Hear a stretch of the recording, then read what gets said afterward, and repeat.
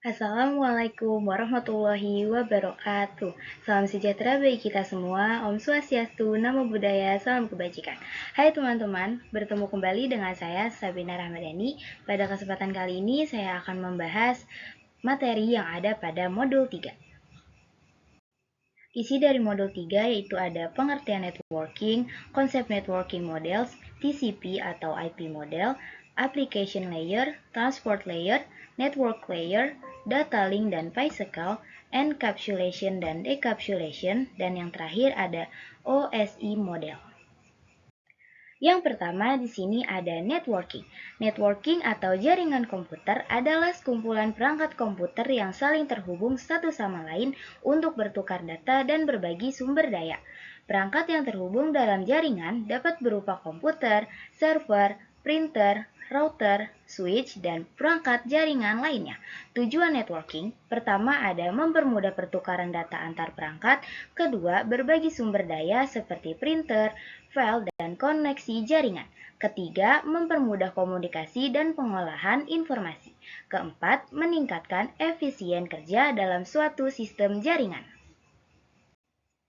Selanjutnya, pada bagian ini dijelaskan tentang konsep networking models yang merupakan kerangka kerja yang digunakan untuk menjelaskan bagaimana proses komunikasi data dalam jaringan komputer.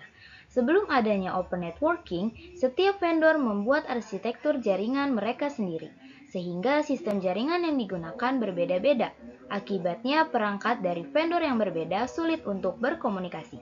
Pada tahun 1974, IBM juga memperkenalkan arsitektur jaringan yang disebut SNA. Namun setelah adanya open networking, dibuat standar jaringan yang dapat digunakan bersama sehingga perangkat dari berbagai vendor dapat saling berkomunikasi dan jaringan menjadi lebih mudah dikembangkan. Contohnya yaitu ada OSI model dan TCP atau IP model. Selanjutnya kita masuk ke bagian TCP atau IP model. TCP atau IP merupakan singkatan dari Transmission Control Protocol atau Internet Protocol. TCP atau IP model adalah model jaringan yang digunakan untuk mengatur proses komunikasi data pada internet dan jaringan komputer. Lapisan pada TCP atau IP model terdiri dari 4 layer utama, yaitu pertama ada Network Access Layer, kedua Internet Layer, ketiga Transport Layer, dan keempat Application Layer. Setiap layer memiliki fungsi yang berbeda dalam proses komunikasi jaringan. Kemudian TCP atau IP Application Layer, lapisan paling atas dalam model TCP atau IP yang berfungsi sebagai antarmuka antara aplikasi pengguna dengan jaringan komputer. Layer ini memungkinkan aplikasi untuk mengakses layanan jaringan dan berkomunikasi dengan perangkat lain melalui internet. Fungsinya yaitu menyediakan layanan jaringan bagi aplikasi, mengatur komunikasi antar aplikasi, mengirim dan menerima data dari aplikasi pengguna, dan memungkinkan pengguna mengakses layanan internet. Kemudian ada contoh protokol dari application layer antara lain HTTP atau HTTPS yang digunakan untuk mengakses website, FTP untuk transfer file, serta SMTP dan POP3 atau IMAP yang digunakan pada layanan email. Selain itu ada SSH yang digunakan pada remote access. Setelah memahami definisi dasar, mari kita lihat perbandingan antara jaringan yang acak dengan jaringan yang sudah terstandarisasi. Pertama, di sebelah kiri saya di sini ada chaos networking.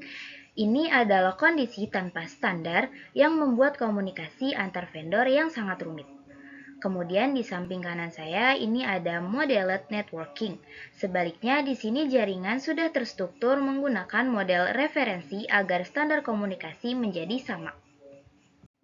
Selanjutnya, kita akan membahas tentang TCP atau IP Transport Layer, lapisan yang bertugas mengatur proses pengiriman data dari satu perangkat ke perangkat lain secara end-to-end. Layer ini memastikan data dikirim dengan benar, lengkap, dan sesuai urutan.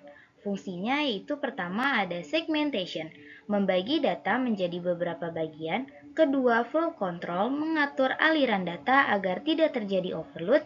Ketiga, error control mendeteksi dan memperbaiki kesalahan data. Keempat, mengatur komunikasi antara host dalam jaringan. Protokol TCP/IP Transport Layer, yaitu ada TCP atau Transmission Control Protocol, pengiriman data stabil dan terpercaya. Kedua ada UDP atau User Data Program Protocol, pengiriman lebih cepat tetapi tanpa pengecekan. Kemudian di slide ini kita akan membahas tentang TCP atau IP Network Layer. Network Layer adalah lapisan yang berfungsi untuk mengatur pengiriman paket data dari perangkat sumber ke perangkat tujuan melalui jaringan yang berbeda. Lapisan ini menggunakan alamat IP untuk mengidentifikasi setiap perangkat dalam jaringan. Fungsi network layer yaitu ada addressing. Addressing adalah proses pemberian alamat IP pada perangkat jaringan agar setiap perangkat dapat dikenali. Contoh alamat IP-nya yaitu 192.168.1.1. Fungsi kedua yaitu ada routing. Routing adalah proses menentukan jalur terbaik yang digunakan untuk mengirimkan paket data dari sumber ke tujuan. Proses ini biasanya dilakukan oleh router. Contoh protokolnya yaitu ada IP atau Internet Protocol, kedua ada ICMP, dan ketiga ada ARP. Slide berikutnya yaitu tentang data link dan physical layer.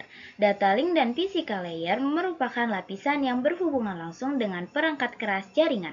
Layer ini bertugas mengirim data melalui media fisik seperti kabel jaringan atau sinyal wireless. Fungsinya yaitu pertama ada mengubah data menjadi sinyal digital, kedua mengirim data dalam bentuk frame, ketiga mengatur komunikasi antar perangkat dalam jaringan. Dan beberapa contoh perangkat pada data link dan physical layer yaitu switch, hub, kabel jaringan, dan network interface card atau NIC.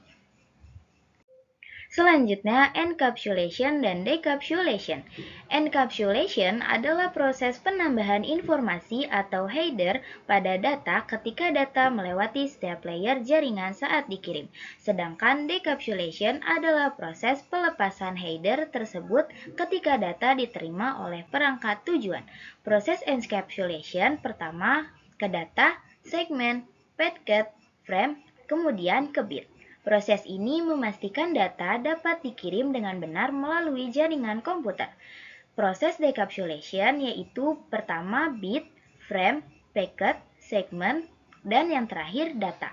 Proses ini terjadi ketika data diterima oleh perangkat tujuan dan header dilepas pada setiap layer jaringan. Selanjutnya, di slide terakhir kita akan membahas tentang OSI model. OSI model atau Open System Interconnection adalah model referensi jaringan yang membagi proses komunikasi jaringan menjadi 7 lapisan. Model ini digunakan untuk membantu memahami bagaimana data dikirim dan diterima dalam jaringan komputer. Fungsinya yaitu pertama menjadi standar komunikasi jaringan, kedua mempermudah pengembangan sistem jaringan, dan ketiga membantu memahami proses komunikasi data dalam jaringan. Sebagai contoh, pada gambar di samping ini ditunjukkan 7 layer pada OSI model. Layer pertama disebut physical, layer kedua disebut data link, layer ketiga disebut network, layer keempat disebut transport, layer kelima disebut session, layer keenam presentation, dan layer ketujuh disebut application. Demikian penjelasan dari saya, mohon maaf apabila ada salah kata dan terima kasih atas perhatiannya. Semoga bermanfaat, sampai ketemu lagi di video berikutnya. Wassalamualaikum warahmatullahi wabarakatuh.